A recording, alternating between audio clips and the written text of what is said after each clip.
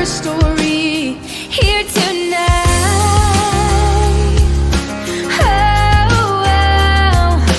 If we only got one life, we gotta live it right. We're the mothers and daughters, sisters and queens. If we lift up each other, we can achieve anything. We're the ones who are gonna make the change. We're the ones who are gonna flip the page. Spread love like rings in the water. Yeah, that's the Power of a woman. We'll raise our voices until we are heard. We won't stop. Turn up the volume till we change the world. We didn't come this far to not reach the stars. So let's begin by turning history into her story here tonight.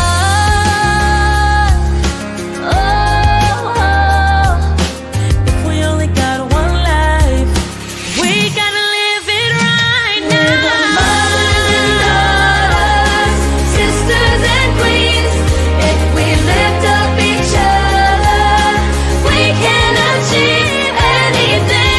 We're the ones who are gonna make a change. We're the ones who are gonna flip the page. Spread love like rings in the water. Yeah, that's the power of women. We got the power, we got the power. We got the power, we got the power, we got the power. Oh, tonight we're gonna ride our names across the sky, so they'll know the power of woman. Sisters and queens, we can achieve anything. We're the ones who are gonna make the change. We're the ones who are gonna flip the page. Spread love like rings in the water. Yeah, that's the power. We got the power, we got the power. We got the power, we got the power, we got the power. Tonight we're gonna ride our names across the sky, so they'll know the power of women.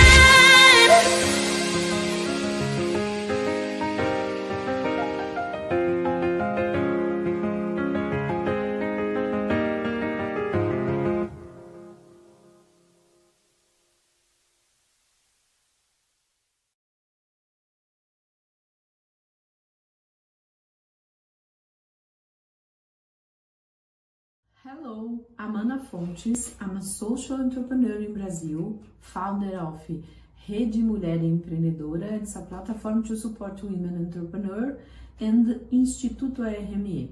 I'm also Vice President of UN Global Compact in Brazil and a member of the Presidential Advisor Council. Currently, I have the honor of chairing the W20, the G20 engagement group, and I serve as an advisor to several private companies. I want to share with you our work at W20, which focus on promoting gender equity and the economic empowerment of women. Our mission is to recommend policies and commitments to the leadership of G20 countries so that we can build a more equitable future. This year, we are concentrated on 5 main areas. The first is access to financial capital and markets for women entrepreneurs. It's essential to ensure that women have the same investment opportunities as men, as this not only boosts the economy but also promoted the diversity in business. The second area is the care economy and invisible work predominantly performed by women that needs to be recognized and supported. The third area involves women in STEM, science, technology, engineering, and mathematics. Encouraging female presence in these fields is crucial for innovation and building a fair future. The fourth area is about women and climate justice. We need to ensure that women have a voice in climate-related decisions, as their experience and perspective are vital for effective solutions. Finally, our unwavering commitment is to end the violence against women and girls.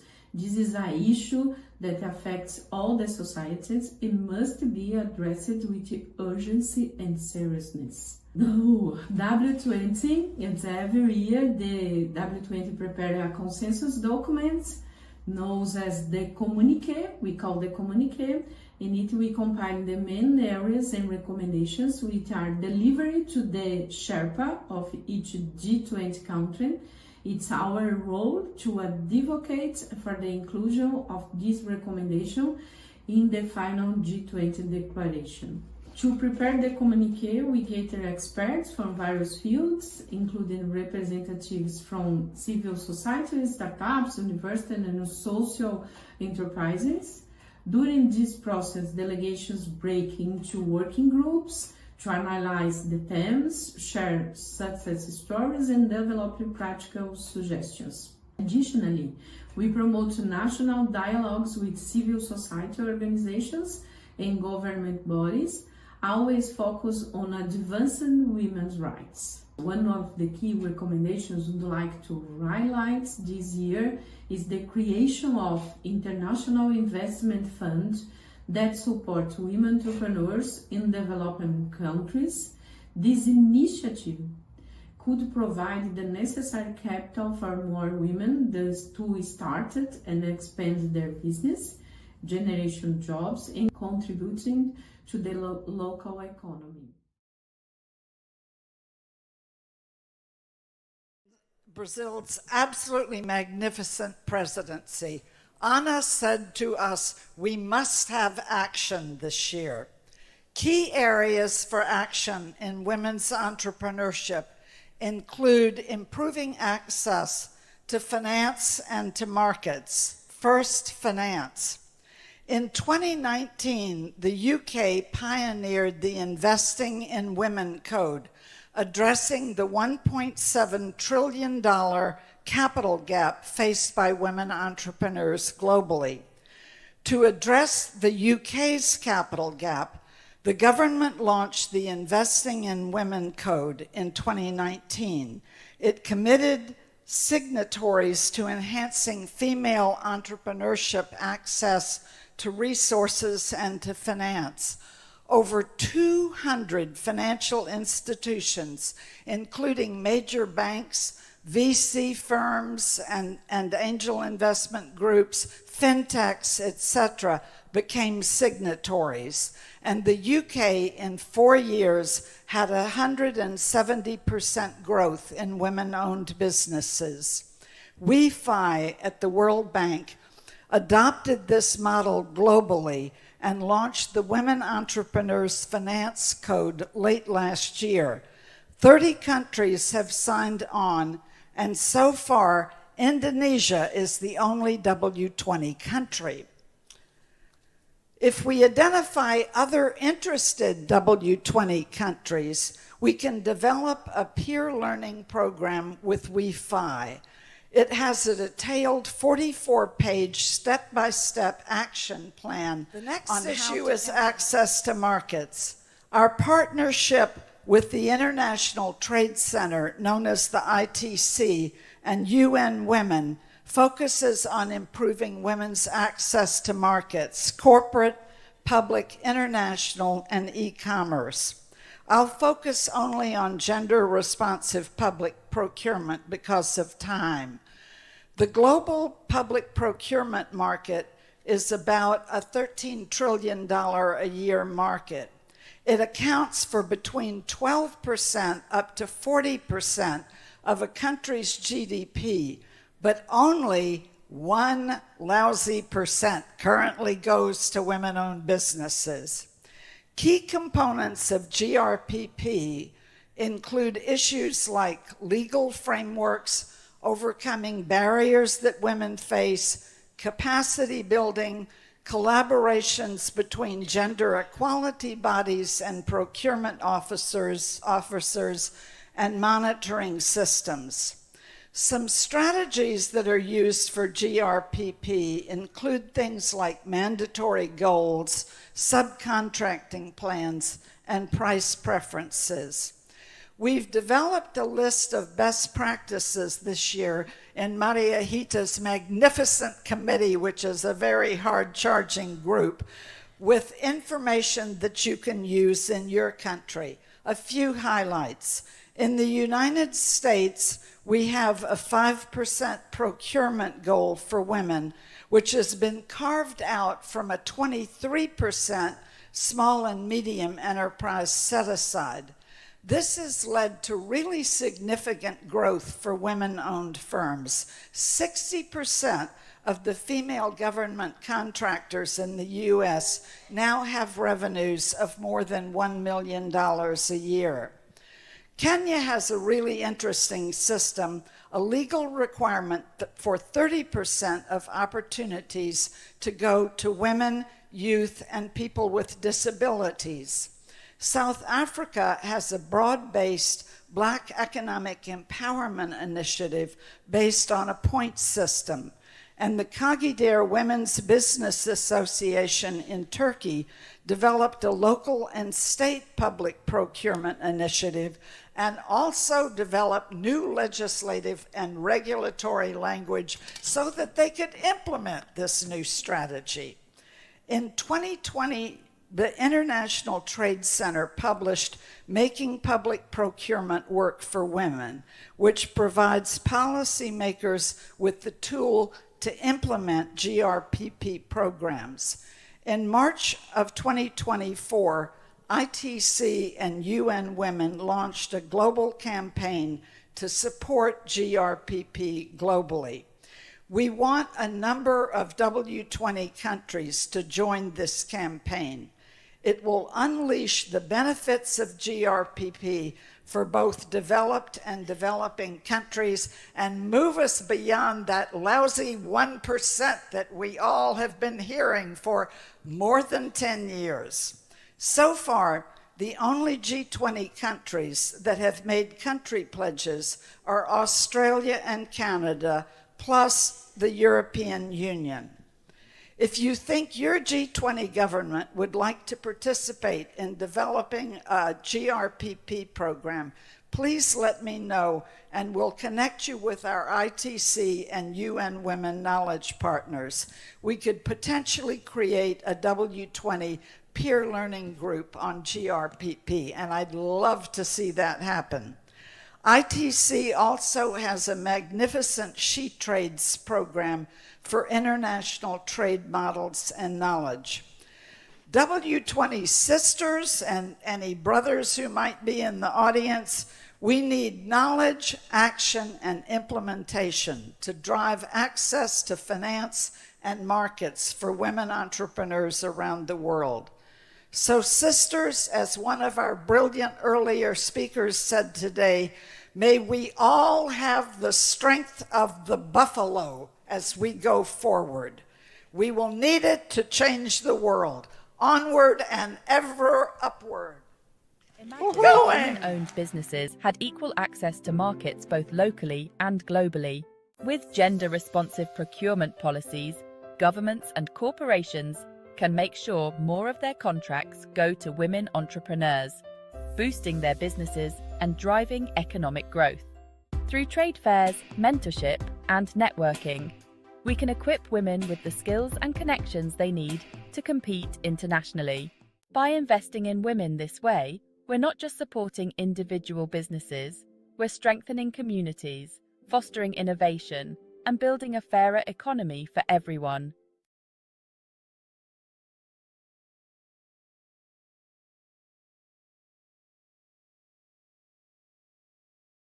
I'm Kelsey Harris. I'm a Senior Policy Analyst at the Center for Global Development in Washington, D.C., and I'm also a U.S. delegate to the Women20. In 2014, Australia adopted the Brisbane goal of reducing the labor force participation gap 25% by 2025. That's next year, and the G20 is currently not on track to reach that goal. So as of now, only 10 of the 20 G20 countries are on track to reduce the gap by 25%. And there's still really severe gaps in many of the countries that we still need to work towards reducing and eliminating.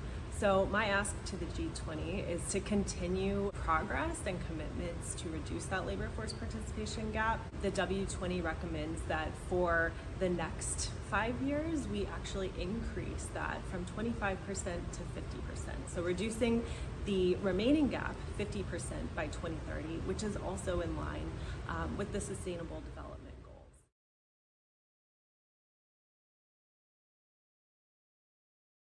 Hello, my name's Shivani Gopal. I'm from Sydney, Australia. I'm so thrilled to be a W20 delegate. This is my second year running, contributing to G20 engagement groups and task forces. And this year I've been involved in a number of working groups, Women in Entrepreneurship, Women in STEM, and Ending Gender-Based Violence. One of the groups that I'm part of is Women in Entrepreneurship. And I'm really passionate about getting women into business because I think that it gives them the opportunity of choice and it gives them freedom to be able to make money on their terms and to be able to bring their dreams to life. We know that women only access 3% of the world's venture capital, and that's just not okay, and that's not because there aren't enough talented women in the world. There are so many women who have phenomenal ideas and incredible aptitude to be the next Melanie Perkins, to use a Canberra Australian darling example, but there isn't enough funding to get them through. And so what I'd like to see be accepted is that there is greater tax deductions for investments made into female-led businesses. I think that will really help women have a greater advantage in actually accessing the funding. The thing I'm conscious of, though, is that investors by and large are men. And so this policy will also benefit women, but also benefit men. So there's a second part of this when it comes to taxation benefits. And what I'd also like to see is that women founders are actually taxed less when they actually earn income. And that way, the money that they do have stretches a lot further. And the businesses they do have, especially in those early precious years, are able to survive and thrive because they're able to not only feed everyone else, as women do so very well, but also feed themselves.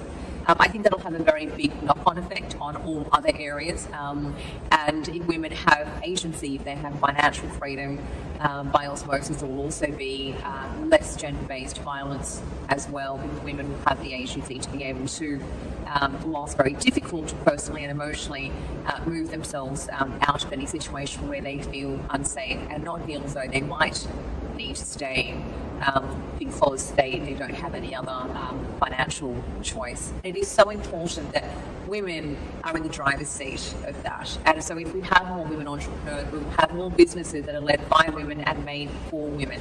So you will very soon, I hope, not find yourself shivering through your day in an office block because it hasn't just been designed and air-conditioned for a 40-year-old man with a certain weight set, but it's actually been designed for women. We're not going to be finding seatbelts uncomfortable because it's designed for men, but it should be designed for women with breasts.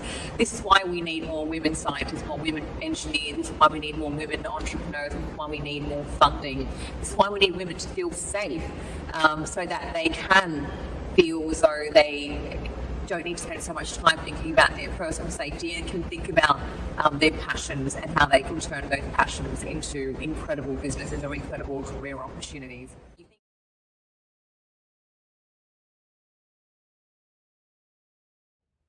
Hello everyone, this is Yeşim Sevi. I'm from Turkey, from the beautiful city of Istanbul. I'm the Secretary General of Women Entrepreneurs Association of Turkey, and we were the founding association of the W20 back in 2015. So it's been 10 years that we are working together with the W20 delegates. I was an entrepreneur myself, so for the last 15 years, I'm working to empower the women entrepreneurs in our country, nationally and internationally. Well, we have many suggestions, and each one of them are very, very important and crucial for gender equality and women's empowerment. since entrepreneurship is my passion in my life, I was also working in the entrepreneurship task force. Access to markets, I would say, because especially the public procurement, we are working on it for many years. The biggest market in the world is the public tenders. But unfortunately, not even 1% of these total of public tenders are going to women suppliers.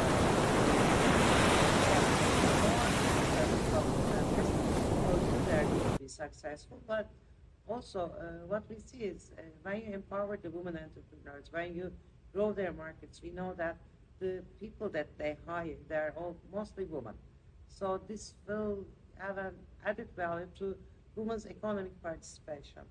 So access to markets, I would say, and it wouldn't be too hard for the leaders to adapt, because they just need to put some targets, give some initiatives, and the rest of the thing will be carried out by the women suppliers. As I have just mentioned, when you empower the women entrepreneurs, when you show them the way to grow their businesses,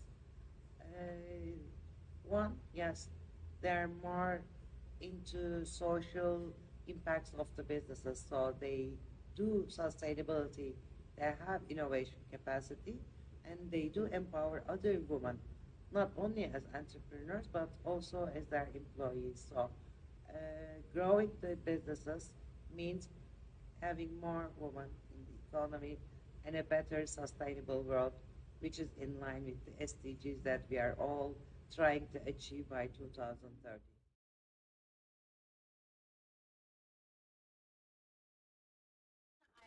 Chantal Stratford from Australia. I am Australia's W20 Sherpa this year, also the chair of the Asia Pacific Economic Corporation's Policy Partnership on Women and the Economy.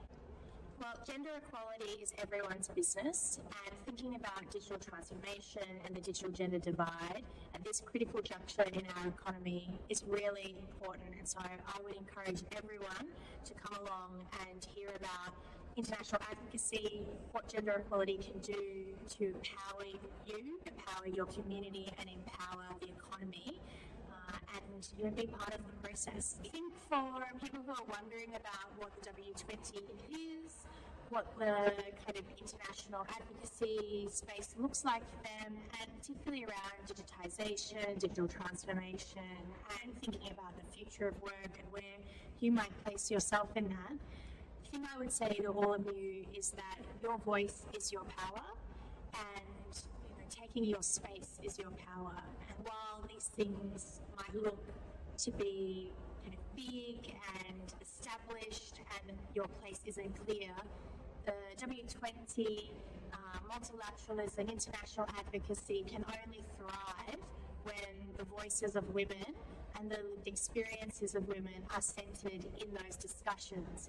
And if we think about the challenges that we are facing in terms of the digital transformation that our economy is going through, then your experiences around access to technology, access to finance, your ability to engage with financial services online are all really critical issues that our economic policy makers are thinking about, and that will really create the path for your participation in the economy going forward.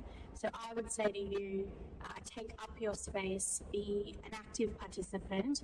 Don't think that there's not a place for you or your voice in a setting like this. It is made for you, and it is about mobilising and activating the power of many voices. So be here, be bold, and put your experiences forward, and be clear what your expectations are for the future, because it is your future.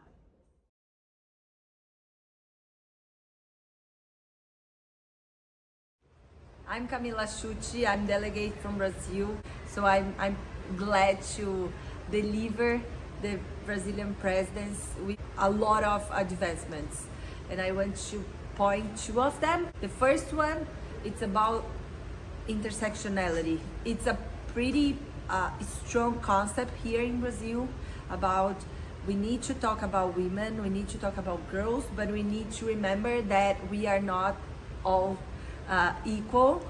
We have different situations, we have black girls, black women, we have indigenous, we have women with disabilities. So it's a big deal for us here in Brazil.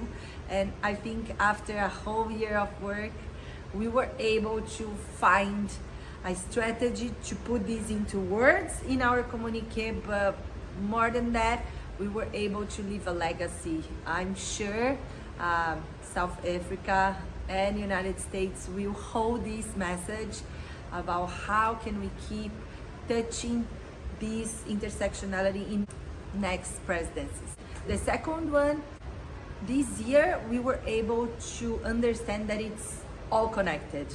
And I'm sure you know this, and everybody knows that one problem is connected with each other, but from my perspective, a big advancement this year, it was that we had 5 thematic areas, but we were able to find connections into them. For example, Women in STEM, my working group, the mission of my life, how can we increase the number of girls and women in STEM, science, technology, engineering, and math, is totally connected with climate justice. Because if we don't have technology, if we don't have a good representation of women in science, for example, we will not be able to find answers for the global challenges. We need to work together. Somehow, if I want to find women in STEM, I need to have a care system so they are able to come back to the workforce.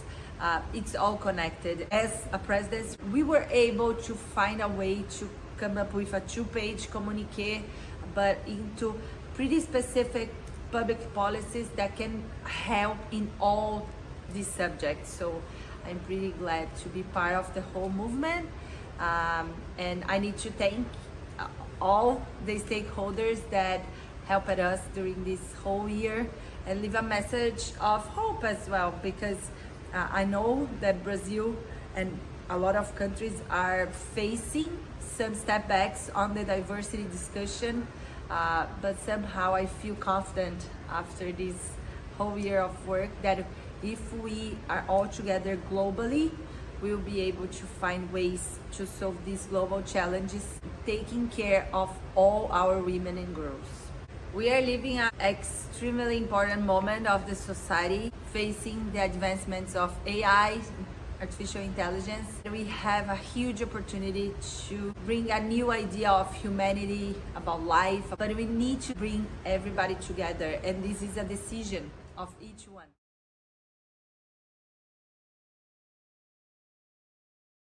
My name is Tamara Dancheva, and I am the head of the EU delegation to the W20 engagement group of G20.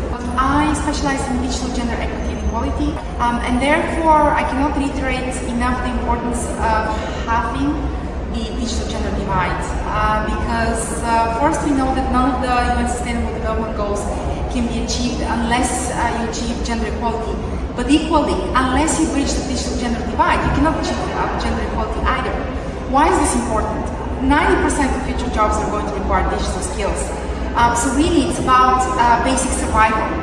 It's about making sure that women and girls are empowered economically, empowered socially, empowered citizens of our societies, of our worlds, to make their decisions. And given that our lives are dictated by digital technology, this is ever so important. A mobile phone is a lifeline.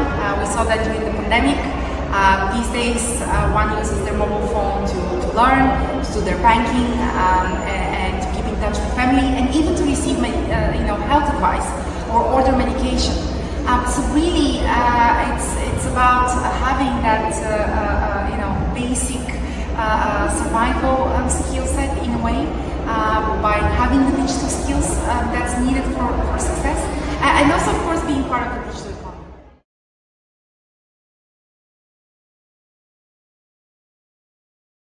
Hello, my name is Faraniba. I'm from Indonesia, W delegates. I think it's on maternity leave, because as ILO convention said that it's minimum 14 weeks.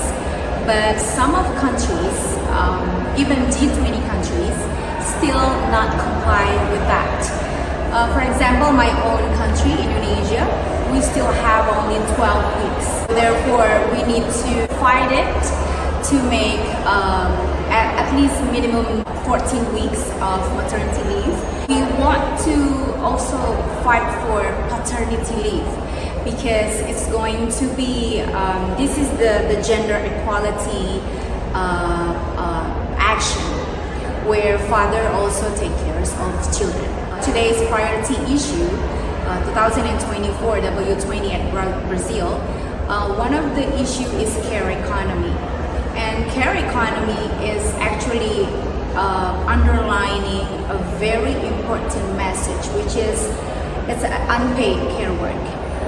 For more than 70% of the whole population of women working for unpaid care worker.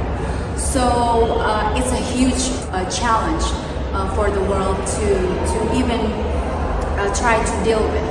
So my responsible for this year is being one of the co-chairs of the care economy working group, and we are discussing 4 to 5 recommendations points, and then also 7 action plans, not only for government or for leaders to implement it, but also up to us as society.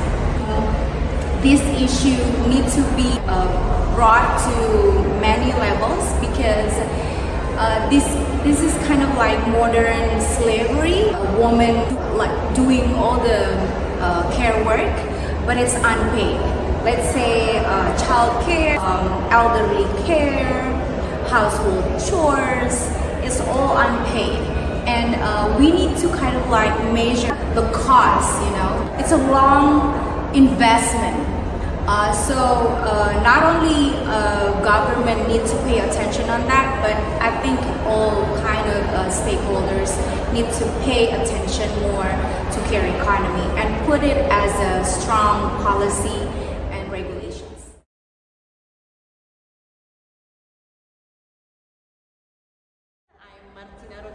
I'm part of the Italian delegation on W20. In 2021, I was the Sherpa under the Italian presidency and also co-chair of the W7, the official G7 engagement group on gender equality. If I could get the chance of seeing one of our policy being reality in G20 or G7 country, it would be on climate justice. Lots of women are affected by climate change today. Climate crisis is never gender neutral. This means that this affects more women and girls than men. So I will ask and I'll hope that G20 and G7 leader will apply more commitment on gender equality related to climate crisis, and in particular insert a gender perspective in all policy and climate crisis disasters management.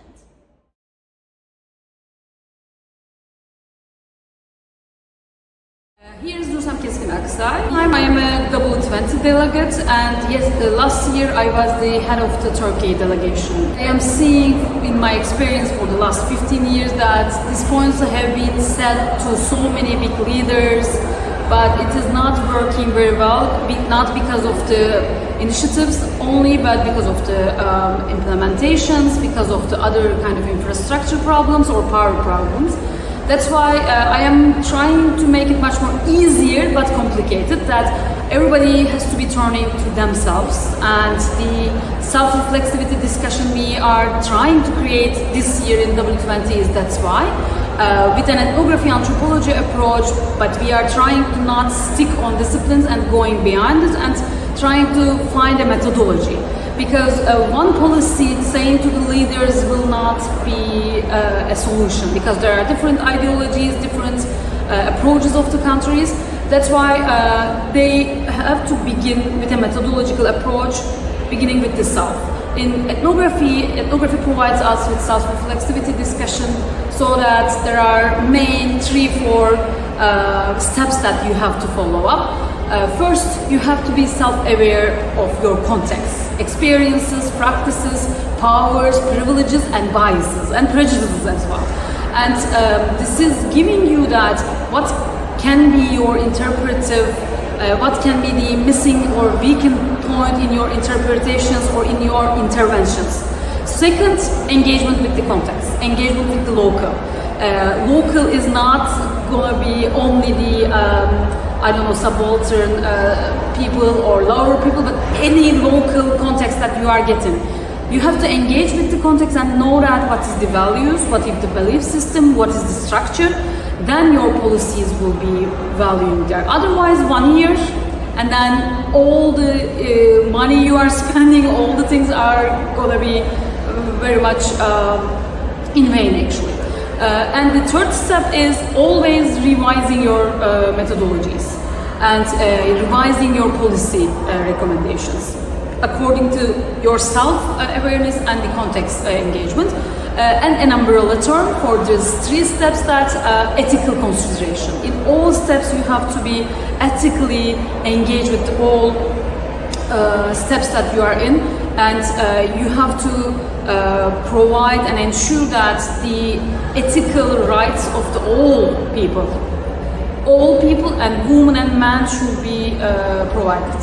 Whatever you are doing in the university, in academic life, in your work, in any kind of relations that you have to learn how to be critical, not only to the outside, but yourself as well. For example, in your daily life.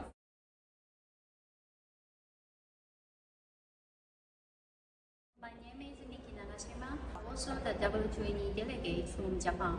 I myself insist the importance of leadership of women and girls. Education is necessary for them to empower their own ability, but it's not enough. To change the world, women have to use their own voice.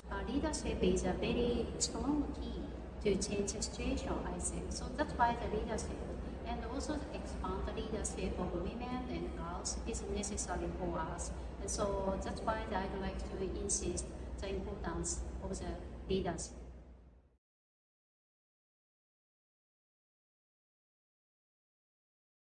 My name is Gülben Türktan. I'm one of the founding chair of W20.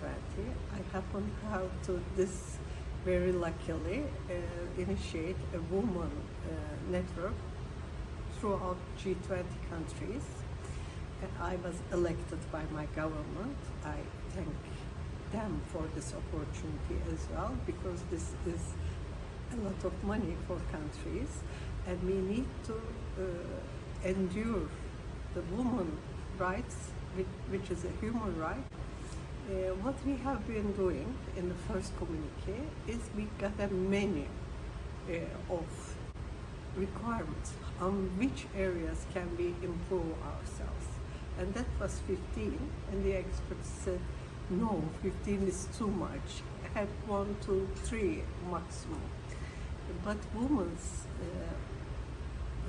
movement cannot start with one. One in one country is already established. We need to have a menu of things so that we all go up in W20 and G20 countries.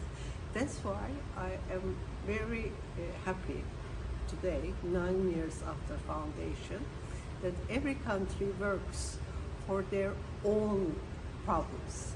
This is a major problem for my country, and I want them in. This doesn't have only the international effect, it has a huge international effect. I know that because I have been invited by many countries to visit and to make a speech. Why did we do this? What are we trying to do? For example, when there is UN Women. UN Women is a very strong, big organization, but this is also needed to delve into country problems, country priorities. This year, Brazil is the presidency, has the presidency for G20, and Brazil's Women20 is trying to recap their problems, their major problems into the declaration, which we respect, we understand that must be done. But it may not be the major problem in one of the other W20 countries. For example, European Union It's a union of 27 countries, and they also have their own diverse problems. So this is to get better for the country of the presidency and overall voice for women's movement.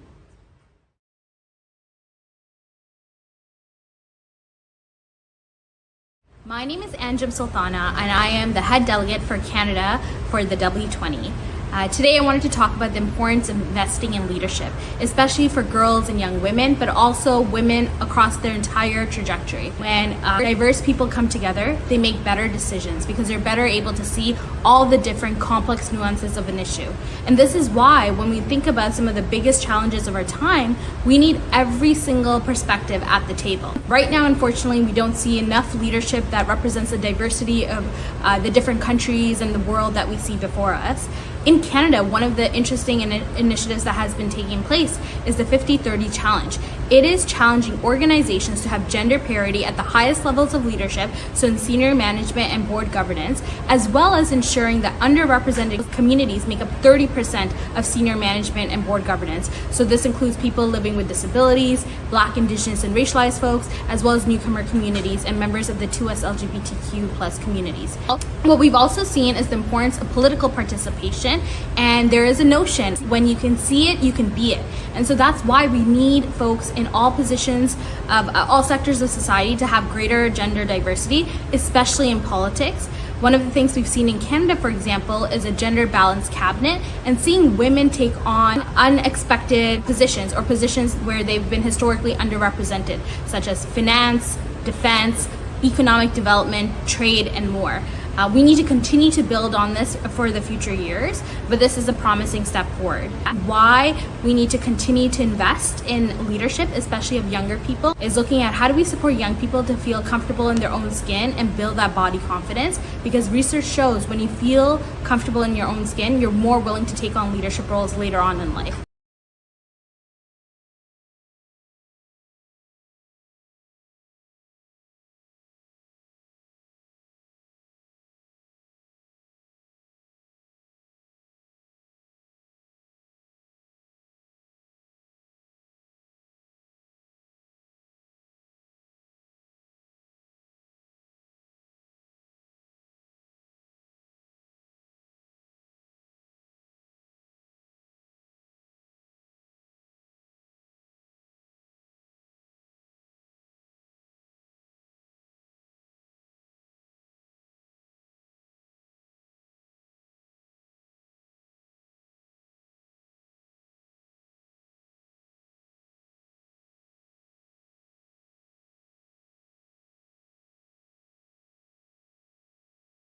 What is the power of women? Sharing the same thoughts, the same hope, the same strength. So for me, when I hear the phrase power of women, what comes to mind is the value and creativity that women bring to the table, the dynamism, the vibrancy, and also the intellect around what are the solutions that will make our world a better place. Of like being the change we want to see in the world. Making big words about women is not empowering women. And even empowering women is not a good wording about it, because the women are already powerful what they are doing. The power of women is if the housewife wants to be at home, she should be at home. If a woman wants to be a professor, she should be the professor. This is the power of women. And powerful power of women is sisterhood. Together we can achieve more. Ooh, power woman. It's a woman that really knows her power and how she can use this to produce impact. We always talk about the woman's problem. The power of woman means women are the solution to most of the problems that we face in the global agenda. You have all the power in the world. So the woman's power equals the sustainability and a better world. The power of women to me means change. Sisterhood, it's about like being all together and create a better world. To have a sustainable, growing economy, we need to include women into our operation. So it's pretty powerful to get all this energy from all these amazing women. So I'm so excited by this platform that is really supporting not just the next generation of leaders, but the leaders of today. So really grateful for what comes next for this work.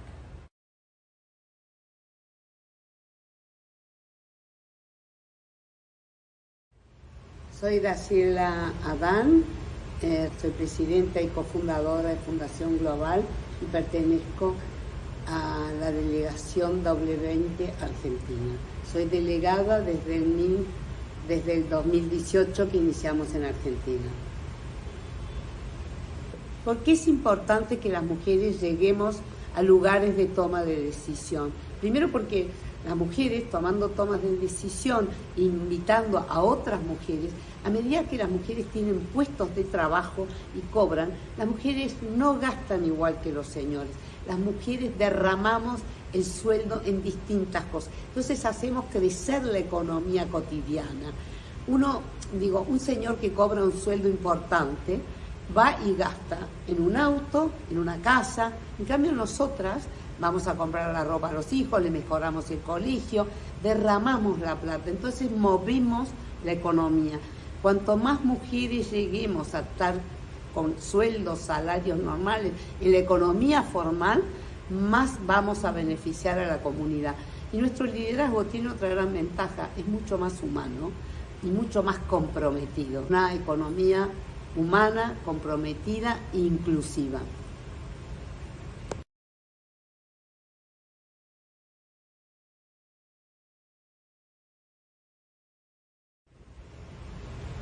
Hola, ¿cómo están? Soy Mari Carmen Bernal, co-head de la Delegación de México para el W20.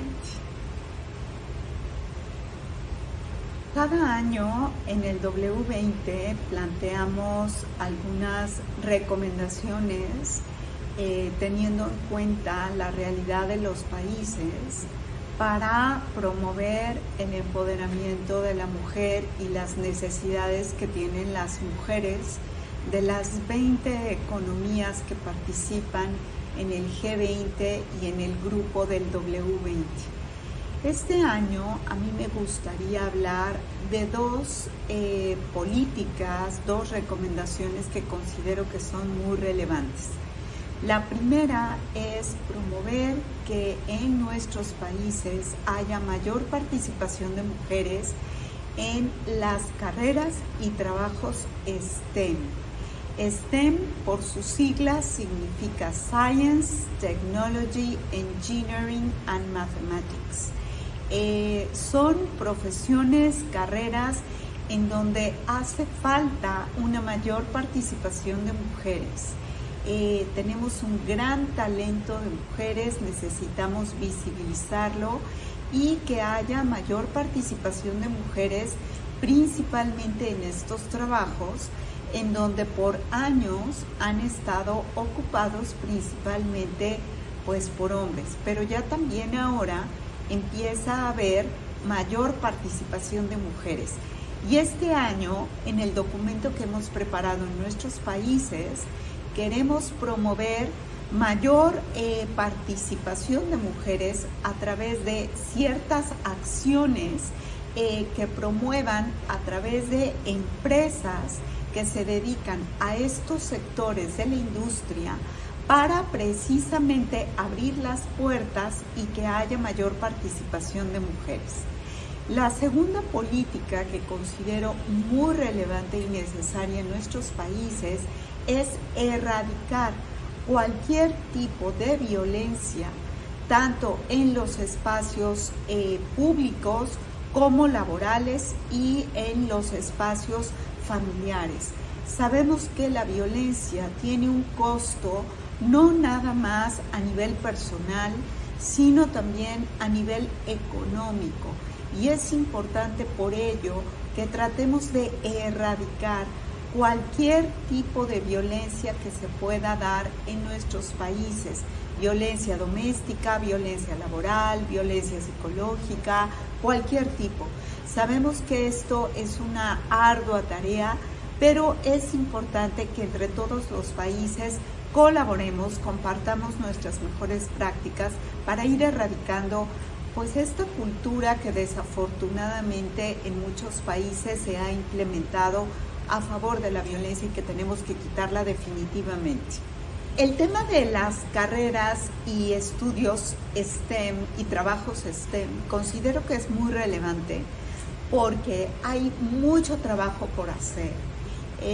Yo soy académica, profesora en una business school, en una escuela de negocios, y la verdad es que colaboro mucho con la industria.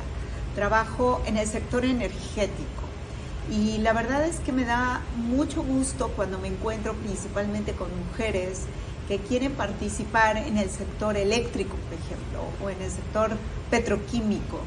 Y me encanta ver que haya más mujeres que quieren estudiar este tipo de carreras. Hace falta llevar el talento principalmente para aportar, porque el talento, en mi consideración, suma, contribuye, multiplica, tiene mucho que aportar y hace falta la diversidad de talento, la diversidad de perspectivas, de estilos de liderazgo, de toma de decisiones.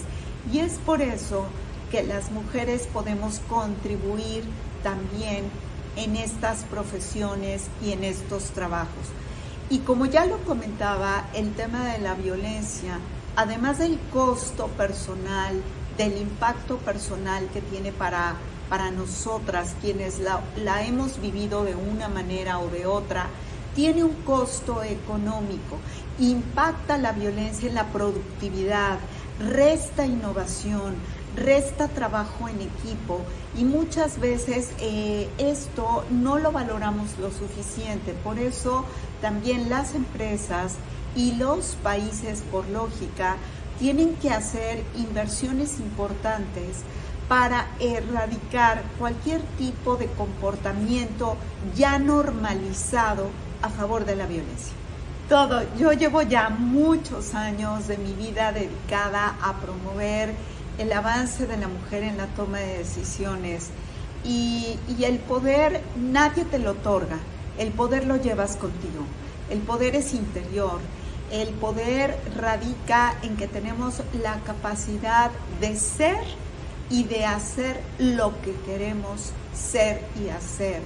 El tema es cómo podemos crear esas condiciones para poder ser y hacer lo que realmente queremos. Entonces, el poder es interior y radica también en ese vínculo que existe con nuestro talento, con nuestra capacidad de ser. Y yo siempre lo asocio también con esa capacidad de soñar, con nuestro sentido de propósito.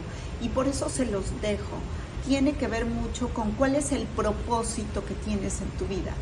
Y no es un tema exclusivamente de ser mujer o de ser hombre, sino de ser persona. ¿Quién quieres ser en la vida? Y esa es tu respuesta. Ahí radica tu poder.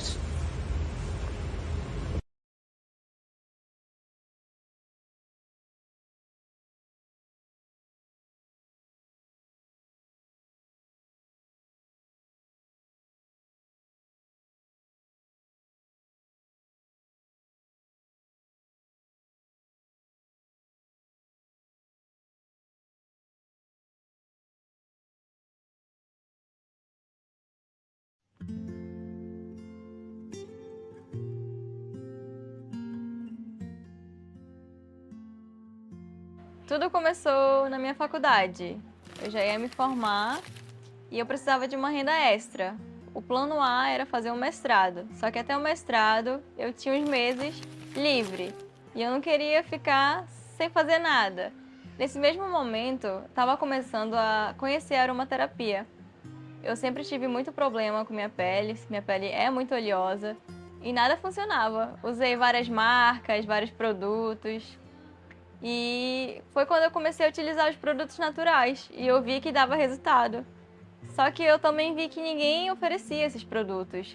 Quando eu comprei, era numa garrafa e não era nada fácil de utilizar.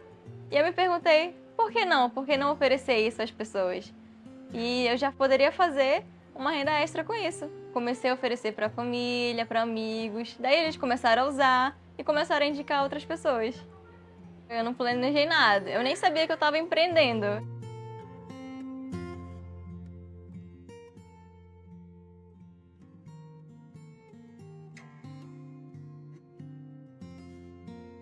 Descobri que eu gosto de laboratório através do meu curso, que eu ficava lá no laboratório e decidi montar um próprio em casa, fazendo os meus produtos naturais. Toda vez eu tento estar me atualizando dos produtos, se tem alguma novidade, se tem algum estudo novo, porque eu sou dessa área científica, então eu tenho que pesquisar artigos sobre esses produtos naturais. O primeiro desafio foi a vender para pessoas que não seriam meus amigos ou minha família, para outras pessoas. Como que eu iria divulgar? Essa foi um desafio muito grande. Aí, como as pessoas já estavam utilizando o Instagram, foi daí que eu comecei.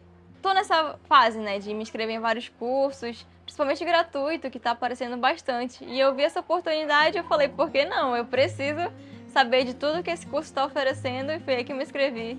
Eu não conhecia a Rede Mulher Empreendedora, eu conhecia a partir disso. Aí eu vi como era a Bemol, né, que é uma loja conhecida já, aí eu falei, bom, tem aí uma reputação, eu vou tentar.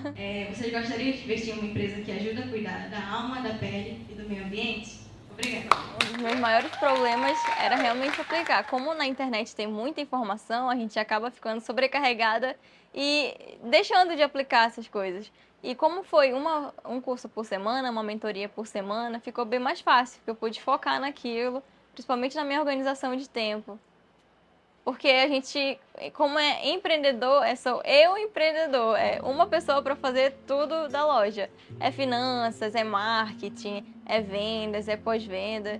E no curso eu aprendi a dividir essas minhas atividades que têm prioridade, que são importantes. Isso está me ajudando muito, principalmente nesse final de ano, que a tendência é as vendas aumentarem, a gente ter mais trabalho. Então, assim, foi muito bom participar.